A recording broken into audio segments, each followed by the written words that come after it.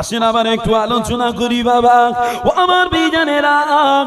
এখন আমাদের আম্মা জানো হযরত আয়েশা সিদ্দিকা রাদিয়াল্লাহু আনহা আম্মা জান বর্ণনা করলেন, একদা কোন এক দাসী মহিলা আম্মা জানো হযরত আয়েশা সিদ্দিকা রাদিয়াল্লাহু আনহার কাছে এসেছিলেন বাবা। আম্মা জান আয়েশা সিদ্দিকা রাদিয়াল্লাহু আনহা বাড়িতে আসার সময় আম্মা জান হুজুরের চোখে পড়ে গেল ওই মহিলার কোলে একটা বাচ্চি আছে বাবা, একটা ছোট্ট মেয়ে আছে বাবা, আর ওই কচি মেয়েটার পায়ে একটা ঝুমঝুমি মালা নুপুর পরা আছে বাবা। আমার বেজানেরা আম্মা জানো ওই সময় মহিলাটাকে বলেছিলেন, এ দাসী মহিলা খবরদার খবরদার, তুমি আমার ঘরে ততক্ষণ প্রবেশ করবে না, তুমি আমার ঘরে ততক্ষণ ওই বাচ্চাটাকে প্রবেশ করাবে না যতক্ষণ পর্যন্ত না বাচ্চির পায়ে থাকা ঝুমঝুমিটা তুমি না খুলবে বাবা। কেননা আল্লাহর নবী হাদিস পাকে বললেন, লা ইয়াদখুলুল মালাইকাতু বাইতান ফীহি জারসুন।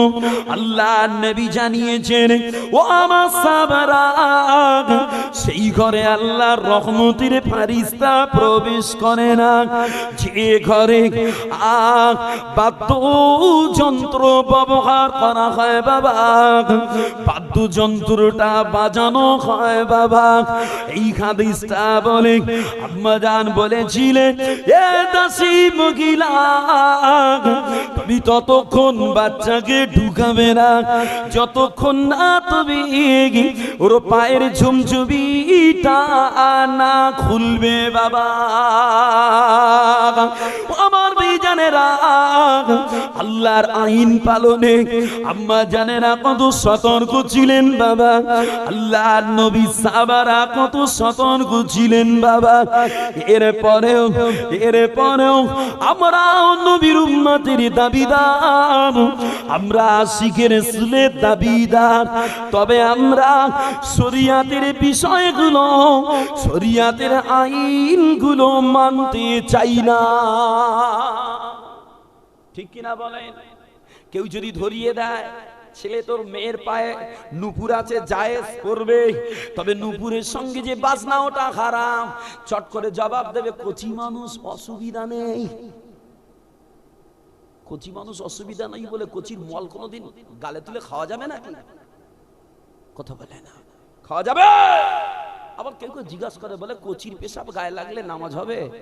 নাউজুবিল্লাহ, জিজ্ঞাসা করার জায়গা থেকে পেশাব তো পেশাবই, যে বজ্র পদার্থ তো বজ্র পদার্থই। কিন্তু মুসলমান এখনো সচেতন নয়। আইনের আলোচনা করলে বড় কষ্ট লাগে, আর সমাজে আইনের আলোচনা করলেই কিন্তু শ্রোতাদের একটু কষ্ট হয়। জানেনি আপনাদের কষ্ট হচ্ছে কিনা, তবে মজলিসের ভাব দেখে আমি অনেকটাই উপলব্ধি করতে পারছি। কেন আইনের আলোচনা না হয়ে যদি আমি খামাক একটা ঘটনা পেলেন যে যাতে একটু আকর্ষণ আছে যে এইটার পরে কি বলবেন শুনতে হবে, কি হবে দেখে একটু খরিদ্দারের অভাব হবে না, মাহফিল ভরপুর হয়ে যাবে। কি ঠিক না ভুল বলি? যে চলে একটু দরুদ শরীফ পড়েন আর আইনের আলোচনা করব না, এবার একটু সাহাবা হুজুরদের জীবন আদর্শ তুলে ধরবো। যে এবার একটু সাহাবা হুজুরদের জীবন আদর্শ তুলে ধরবো, পাট পাট করে করি, কারণ সবাই এর জন্য তো দিতে হবে, শুধু মুরব্বীদের দেখলে হবে না, জওয়ানদেরও দরকার আছে। চলেন মুহাব্বতে দরুদ শরীফ আল্লাহুম্মা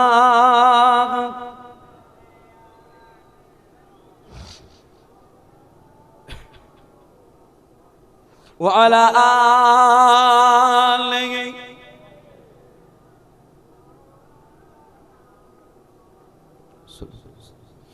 আল্লাহ তোমার নামেরই গান গাই সকাল সন্ধ্যা, তোমার নামে তোমার শানে এই অধম বান্দা।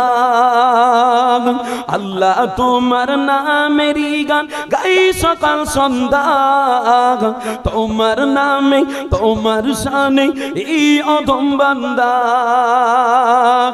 তুমি রগিব কারীম সত্তার, তুমি খালিক মালিক জব্বার, তুমি রগিব কারীম সত্তার, তুমি খালিক মালিক জব্বার। সবই তোমার দয়া প্রভু, সবই তোমার দয়া প্রভু, সবই তোমার করুণা। আল্লাহ তোমার নামেরই গান গাই সকাল সন্ধ্যা, তোমার নামে তোমার শানে এই অধম বান্দা। আল্লাহ তোমার নামেরই গান গাই সকাল সন্ধ্যা, তোমার নামে তোমার শানে এই অধম বান্দা।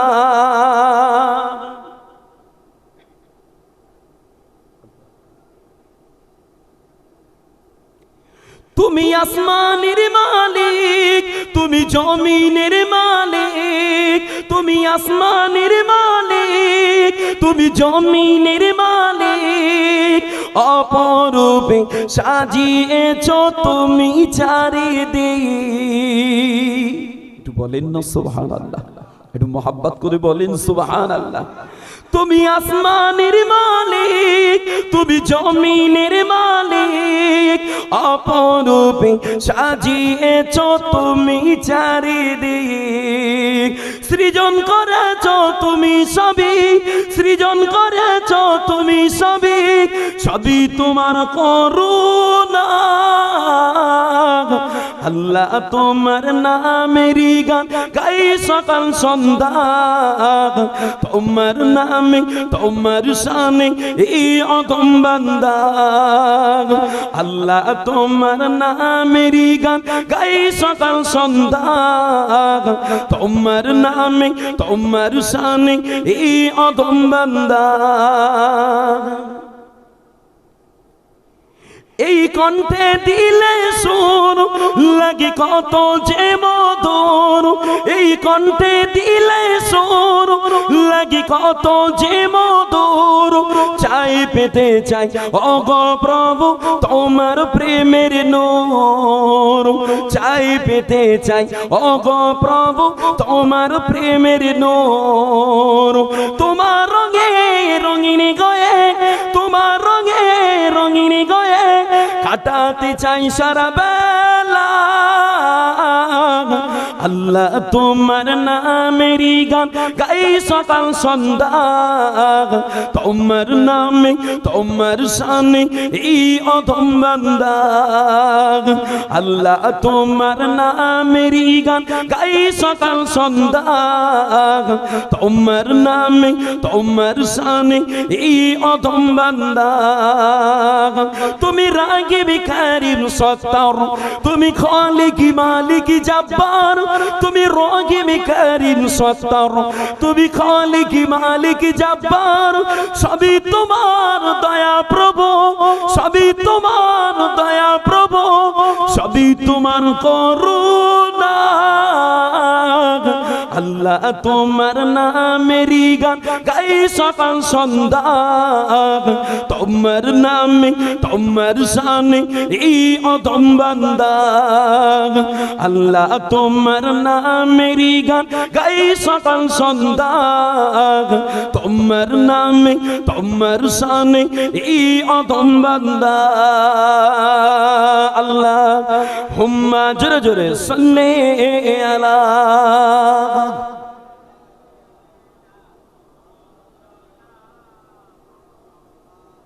وعلى آله سيدنا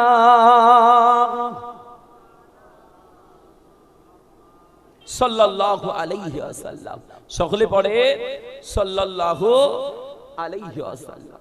বাবাজিরা আলোচনা করব আল্লাহ পাক আমার নবী পাকের সাহাবাদের এত শান, এত মান, এত মর্যাদা দিয়েছেন যে যাদের সম্পর্কে আল্লাহ পাক কালামুল্লাহ শরীফের ভিতরে বললেন রাদিয়াল্লাহু আনহুম ওয়া রাদু আন, আমার আল্লাহ আমার নবী সাহাবাদের উপরে খুশি,